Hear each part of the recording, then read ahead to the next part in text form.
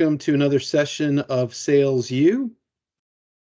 Today we're going to be talking about signature events and events in general. And as always, I'm going to share my screen. Please let me know that you can see that. Can everyone see my screen? Yes. Okay. Very good. Great. Then we'll get started. So there's several types of events that Summer and I have been part of over the years, and I've sort of grouped them into some categories. CLE or training, ways in which we're trying to create value for our customers by learning or teaching. Charity campaigns, where we're connecting with our communities and perhaps giving away some of our revenue for purposes of goodwill and connecting with our communities. Sporting events, which is along the lines of relationship building. So opportunities where we can hang out and we can just sort of build a relationship with our customers. Those could be Panthers games or Hurricane games. I know that several of your offices have done minor league baseball games. In fact, Barrister's Title did one this week at the Charlotte Knights, and the Raleigh office has one scheduled in June. So those types of sporting events, opportunities really to kind of connect with our customers. And then some other categories that are also entertainment that help us get to know our customers a little bit better. Maybe events that are centered around music. Like a blues and barbecue night or a blues and burritos night. Summer and I have actually screened a movie before where you can rent out a movie theater or perhaps a drive-in theater and provide some entertainment and connect with our customers that way. You can focus the event around food or beverages, like a wine tasting, which can be a very fun event. Golf tournaments, and happy hour, social hours, where most of you are doing the Fidelity Connects, which are just essentially social hours. So those are all just some examples of some types of events that we all may be leaning towards. And for me, it starts out with some brainstorming, right? So we covered brainstorming a little bit last month when we were talking about creativity. And this idea, this event that we're going to have might start with a brainstorming session. And so as we discussed last month, structure your brainstorming sessions, set aside a specific amount of time. Maybe it's an hour and a half. Assemble all of the participants, all of the people that are going to be throwing out ideas. Create an objective. Right? What do we want to do with this event? Do we want it to be along the lines of training? Do we want it to be just more of a social event? Do we want to discuss perhaps a charity campaign? And then start throwing out ideas. And hopefully through this process of throwing out ideas, something will stick out to you. It's not unusual to have these big pauses of silence where nobody has an idea. And my advice to you, if you are sort of chairing the meeting, is use that silence. People do not like silence, and let it fester. Let it go on for an uncomfortably long period of time, because at some point somebody is going to throw something out. And then when somebody throws something out, it could lead to somebody else throwing something out. And you start getting some momentum, and then people just start throwing out different things. And so get as many of those as possible, because it may be the 20th idea that really sets off a light bulb or really hits home and is something that as an operation you feel really works for you. So we've got our idea, and now we need to start planning. Summer, do you have any ideas on how we might start the planning process? I do. People are not used to hearing me talk, so this is usually Sal's forte, but I'm going to give it a shot. Planning is obviously super important. I always like to start with a checklist, and I can't say it enough, but plan ahead, plan ahead, plan ahead. I don't always do this as early as I like, and then I always regret it. So if you think you need 2 months of planning, add 3 or 4 on there, just at least the initial phase. So start with a checklist, and this is something that I have a general checklist for, or I can and have created ones for your specific events. But you want to keep track of like your vendors, your contracts, what date the deposits are due, what date your final payments due. Obviously, working within your budget that you plan also in the initial phase is important. And I mean, you can keep just a running spreadsheet of things where you can check off dates and then your budget, all on the same thing if that's important to you to keep the line item budgets on there. So and some other things that you need to plan for that usually all events have, some sort of transportation or parking need, AV needs, if there's a presenter or any kind of entertainment involved. And another thing we just like to mention is that there are always people who are not going to show up. You're always going to, hope for the most, get a certain number of RSVPs, and then just, I like to assume it's usually about 20%, honestly, of people who are either going to cancel or not show. It's just the way it is. Life is busy, depends on the type of event and day and, time. But just in your mind, plan on those no-shows when you're thinking through the rest of your planning stages. And Sal, I can't read that. There you go. Venue selection. How do we choose a venue selection? Okay, so this may be a really important part of the process because the venue oftentimes is going to be the real draw. So the first thing I would say is, what statement do you want to make with your event? Right? Do you want it to be more elegant and stated? Do you want it to be more casual and informal? Right? So that's partly going to drive your decision. Location is going to be very important. In Charlotte, it's such a big city that if you put your venue in a particular place, you're probably going to exclude some customers in other places. So something that's centrally located or a place that is close to those that you really want to draw.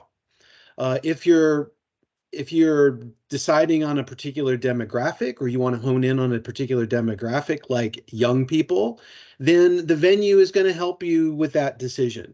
Or help you to draw that particular demographic.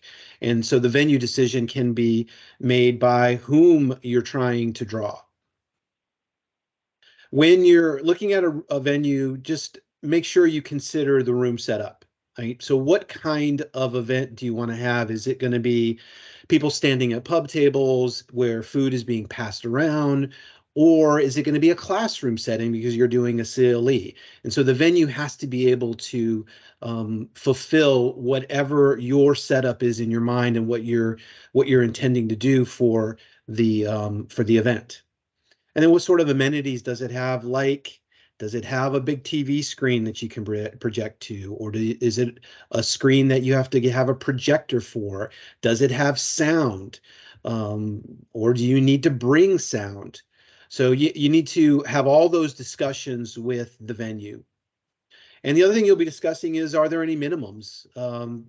Most places don't want to have a party taking up a particular section of their venue unless they know they're going to have a certain number of people there. And so you have to talk with them about what their minimums are, what their maximums are, and see if that dovetails with what you're anticipating for your event. And then lastly, capacity. If you're going to have 75 or 100 people, or you expect to have that many, then you're going to have a venue that seats that many. So that's one of the conversations you'll have to have with the folks who do the venue. So Summer, if we've picked a venue and we've decided on our event, what is your advice about marketing to that event? So first thing I usually start with is obviously a flyer or some sort of digital save the date or invitation. And if you created your checklist in the beginning, then hopefully you can include on there exactly what dates you want to send, save the date, what day you want the invitation out, what day it's going to go out in your newsletter if you have one, and the timing of a follow-up. So typically I like to send the save the date out 2 months in advance, an invitation a month in advance, and then whenever your newsletter goes out, include the flyer invitation in there as well. And then also I always usually do a last call, or, RSVP, is ending, so send them in. You can get these invitations out different ways. You can do it like, for instance, the Luau Kiowa, we're doing basically almost word of mouth, so to speak. So the managers and sales reps are marketing to their direct people with direct emails and face-to-face, obviously in the field. If it's a bigger event or a CLE type event where you, not bigger, but a CLE type event where you want to keep track of everybody's email and registration and have an easy way to, export a list, you can use registration like Eventbrite, which we did now for the Morehead City and the Blowing Rock CLE, and that worked pretty well. First, we learned a lot after the first one and the second one, how that works, but it's convenient for me. And then it's convenient for communication and just keeping those RSVPs, knowing exactly who's coming, how many people, and all that. So, and obviously we can send out emails and flyers directly from Constant Contact, as well as any personal direct emails. So that's typically what I do for getting those invitations out and marketing with your flyers.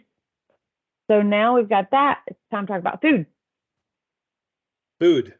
So first thing I'd say is, again, what statement do you want to make with your event? If it's informal, then something like hamburgers or hot dogs might be appropriate. If it's something that you're trying to be a little bit more elegant, then maybe passed out hors d'oeuvres. So you've got to figure out what it is that you want to say to your customers with your event. Now, you may have a theme for your event. It's not always necessary, but if you do have a theme, then the food plays a large part in advancing that theme. So if it's a Mexican theme, then obviously you want to have some Mexican food. We're doing the RPS reception next month, and we decided on a luau theme. So the food at the reception is going to complement that theme. You'll need to figure out the amounts of food, and usually that's done in conversation in conjunction with the venue. And we often ask the venue, how much food should we have? We're expecting 50 people. What I can tell you is that they'll always oversell it to you. It seems like no matter how many people you tell them, they tend to go overboard, and you'll end up with a bunch of food left over. So take that in mind, or keep that in mind. And then the style of food, do you want it to be a buffet where people serve themselves? Do you want it to be seated, where servers are serving them? Or do you want it passed around by servers? So you'll have to decide with the venue about what you want to do there. And then there's the timing of the food. In a CLE, for example, when do you want the food brought out? You want it to be done in a way that it doesn't interrupt with the lecturing. So you have to be cognizant of that and discuss with the venue how they're going to bring the food out or when they're going to serve it. And then along the same lines, how about the cleanup? So, we don't want servers clinking plates and utensils while someone's trying to talk. So just be mindful of the fact that there's serving of the food, but there's also the cleanup, and the two things, have to be kept in mind depending upon your event, the type of event that you're choosing. So we can't have food summer without drinks. Mm-hmm. So what can you tell us about drinks? All right. So along the same lines of what you said about amounts, generally you work with your vendor on that, and sometimes they have a minimum amount of food or beverage that you have to spend in order to reserve the space. So that's not unusual. You can also Google like how, how many drinks are appropriate for people. And we're talking alcohol. First, I guess you need to decide what type of event are you having. You've already decided that. And is it going to be an alcoholic beverage served event or not? A lunchtime CLE, probably not. A longer CLE with a happy hour after, during the happy hour for sure. And then any other type of events like that, you're probably going to serve some sort of alcohol. And once you've decided that you're having that, then you can, you'll work with a vendor also to, is it an open bar? Do you want to do drink tickets? Is it just going to be beer and wine? Is it going to be beer and wine and select liquors or cocktails? Or is it going to be a full open bar? Another way, if you've got a themed event, you could do a signature cocktail, which could complement that theme as well. And that's always a fun surprise. And just also want to work with the vendor or the venue about bar setup, where the bar is gonna be, how many bartenders you need, and can you dress that table up a little bit? What's it gonna look like? Where it's gonna be set in the room? And really, it's very similar to the food. So, but as long as you're communicating with the venue, that's super important. And we can move right on to how do we pick a theme if we're having a themed event. So first off, I would say you don't have to have a theme, but if you're feeling creative, themes can make an event more fun, and not only fun for your customers, which I think a fun theme can really bring something to an event, but it can also be fun for you to put it together. When you hit on a theme, then you start thinking about all the ways that you can advance that theme throughout your event. It can really be kind of fun. So how do you settle on a theme? Well, partly you could potentially focus on the time of year. So the when, meaning what time of the year is it? If it's winter, there may be some opportunities there. If it's summer, there may be some opportunities there. So just the timing of the event during the course of the year could give you some ideas. Again, for example, we're doing the RPS reception next month. We decided on a luau theme just because it's going to be at the beach and it's going to be a little bit warmer. And we just felt like the time of the year lend itself to that type of a reception. So, and what again do you want to say with your party? Do you want it to be fun? Do you what kind of of creativity do you want to bring to the party? And again, you don't have to do that. It just can be something that makes your party memorable. And if you have settled on something or you've got an idea about something, you can use Pinterest and Google to kind of flesh out your ideas. And you'll find that if you settle on a theme, for example, multiple years ago, we settled on Monopoly as the theme of a party. And if you go onto Google and Pinterest and you type in Monopoly, you would be surprised at the number of things that people have thought up that relate to a party using that particular theme. So lots of fun ideas as long as they're accessible. You have a budget for your party and you have some time frames that you have to get all this stuff ready for the party. So it has to be something that's accessible and not too extravagant. Summer, you talk with us about decorating? Yes, my favorite part, one of anyway. So what I usually always start with as a staple for any event is just a table covering, Fidelity tablecloth covering, table runner, anything like that that's got the logo on there, and that just particularly, shows people that this is your registration area or somewhere you want them to stop. A lot of times if you're going to have a raffle giveaway, that's a great place to put it. And flowers are also a staple. I think they just take everything up a notch. So whether it's, whether you have a seated like type dinner or you've got a centerpiece at every table with little flowers, that's great. Or if you just have room for one bouquet, flowers are always a nice touch. If you're going with a theme, you can obviously, you know, do any of your decorating around that, like a grass skirt for a luau on the table, or palm leaf table runners. I mean, Google, Amazon, you know, Oriental Trading is a great place for cheap decorating ideas. But yeah, just follow your theme or just follow the type of event you're having. And obviously, I am here to help with any of those needs as well. Sal, we need some entertainment for our event. What are we going to do? Well, let me first off say, Summer, that entertainment is not necessary, Sure. but it is a really good idea. As we've said with some of the other things, if you have a theme, you want to play to the theme. So, for example, our party next month is a luau theme, and we have a steel drum percussionist who's going to be kind of playing in the background. So, so there the theme, the music fits the theme. The entertainment is music, it fits the theme. Um, if you want, if it's some other type of party that doesn't really have a theme, you might just be an acoustic guitar in the background, and it's nice to have just sort of that music in the background. But it doesn't always have to be music. There are other options. We've thought up of a couple, but there's probably dozens more that you could do.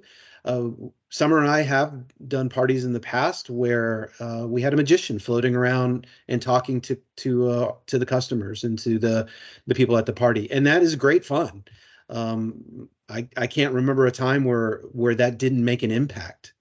Fidelity in the past has done parties where they brought an artist in. I can remember 2019 in Wilmington, there was the reception was at a church, and there was this courtyard, and Fidelity hired an artist to paint the scene, and then that scene was raffled off at the end of the reception.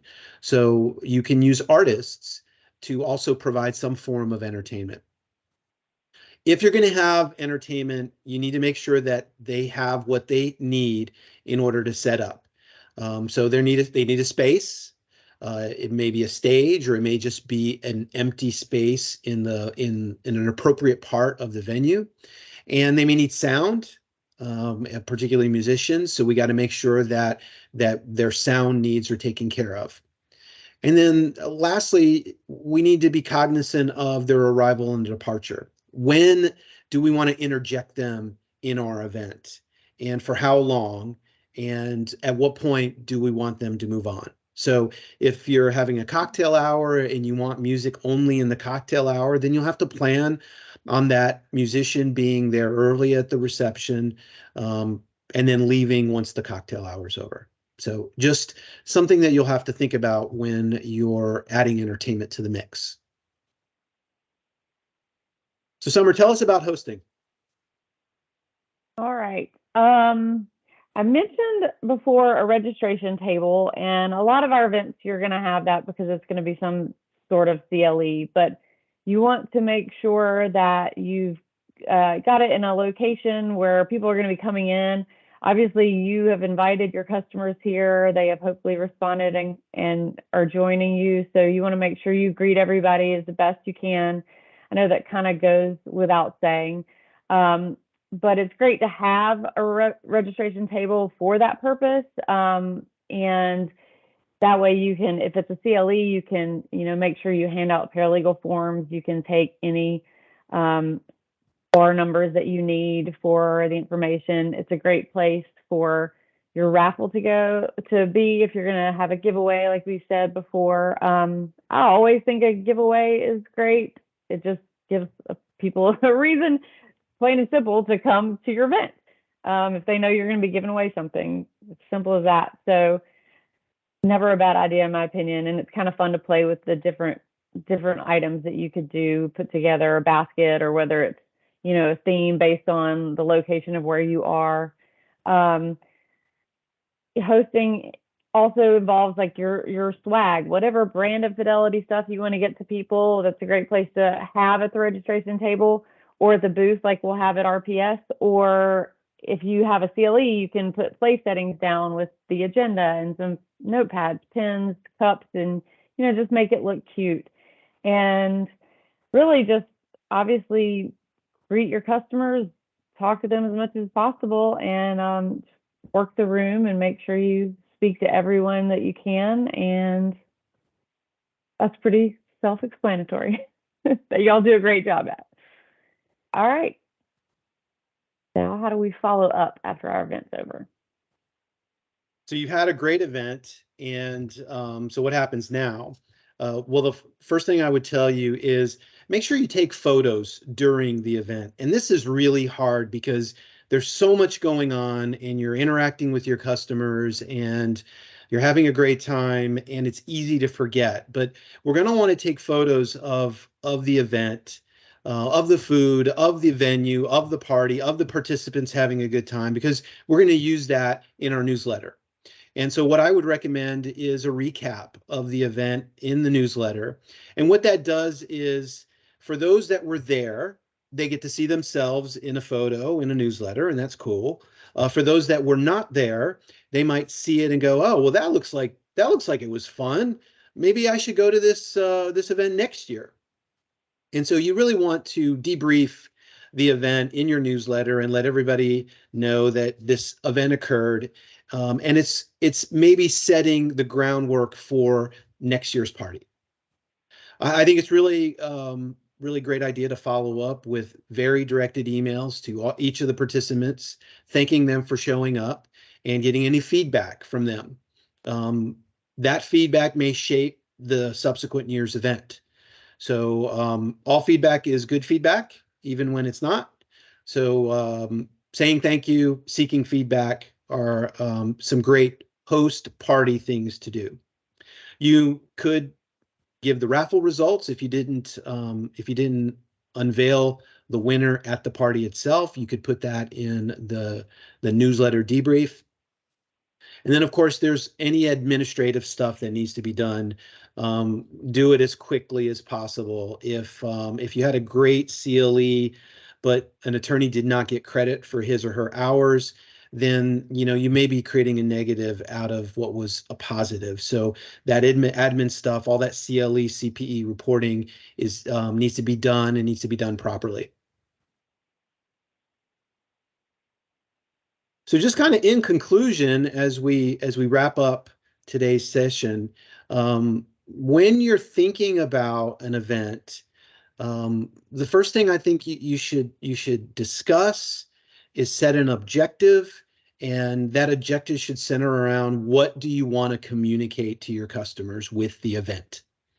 You don't have to have a theme, but themes can be fun. And so if you have an idea for a theme and you can incorporate it into your event, probably better. Consistency. I think what makes these events successful is when they're done consistently, either quarterly or year over year. Because what happens is the people that went to the event and had a good time will remember that they had a good time and want to come the next year. And then they'll tell their coworkers, "Hey, you should come to this because it was so much fun last year." The people who didn't come may be hearing anecdotally about what a great event it was. And so what happens is that year over year, that event just starts to build momentum. And it may start out as something small, 5, 10, 15 people, but if you consistently do it year after year, then that population of attendees starts to grow and word of mouth starts to spread about what a great event it is. Summer, do you want to talk about details? Yeah, I already mentioned plan ahead. I mean, I can't say that enough. And I did want to say that, especially if it's a CLE, most of you probably know, but if you have speakers that are presenting a course, you've got to get that approved with the Bar Association, and it takes 45 days for approval for the speaker courses. So, and they've got obviously have to get you their material ahead of that time in order to get it approved. So if you're doing a CLE, definitely keep that in mind as far as planning and your time frame. So you can, I mean, you don't want to have a CLE where, you know, your courses are not, especially if they're brand new courses, have not been approved. A lot of times we do similar courses, so we are always pretty sure we're going to get approval. But for new courses, especially, make sure you plan ahead.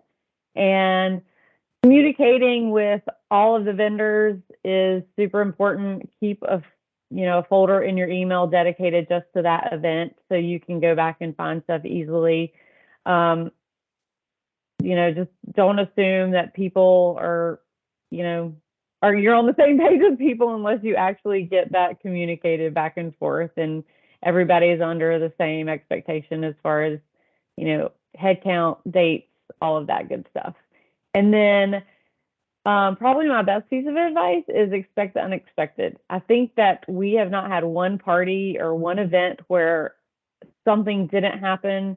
I won't say go wrong, but something unexpected happened that we had to put the fire out real quick. And it's fine. It's nothing is ever, disastrous, but every venue is different. Every setup is different. Every equipment is different. So make sure you set up, wherever you're having your event, you can get into the space ahead of time. You can see it. You can, have enough time to set up, and just expect things to go wrong with the food or, anything. Just as long as you expect it, know you can fix it, and it'll run smoothly, then you'll be more calm, I believe. So those are my pieces of advice. And then have fun. My last bit of advice is about having fun. It can be stressful to plan something like this. You want to make sure that it goes off perfectly, and that's stressful. But at the end of the day, events like these are opportunities for us to interact with our customers in a very different way and to build relationships. And so if we're having fun and they're having fun and we're all having fun together, those are memorable events. Those are ways that we connect to people and where we start to build those relationships. So I'm going to ask here in a second if we have any questions, but before I do that, I just want everybody to understand that Summer and I are here to help in whatever way you'd like for us to help. Summer mentioned at the beginning that we have some checklists that we're happy to share with you that will prompt you to remember some of these things that need to get done for these types of events. And obviously Summer is really great with the flyers. And so we're here to help however you'd like us to help. Anybody have any questions?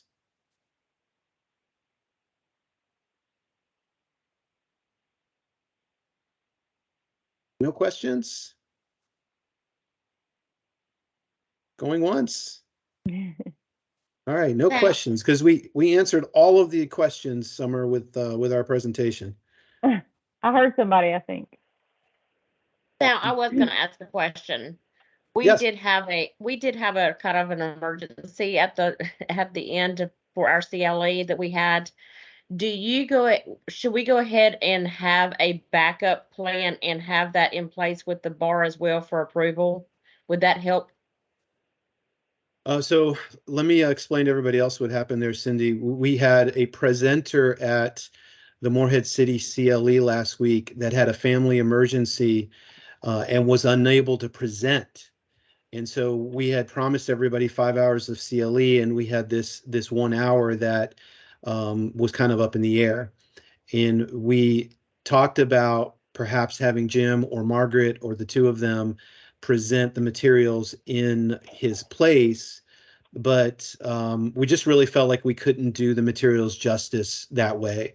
So ultimately we decided to substitute a videotaped hour of a CLE.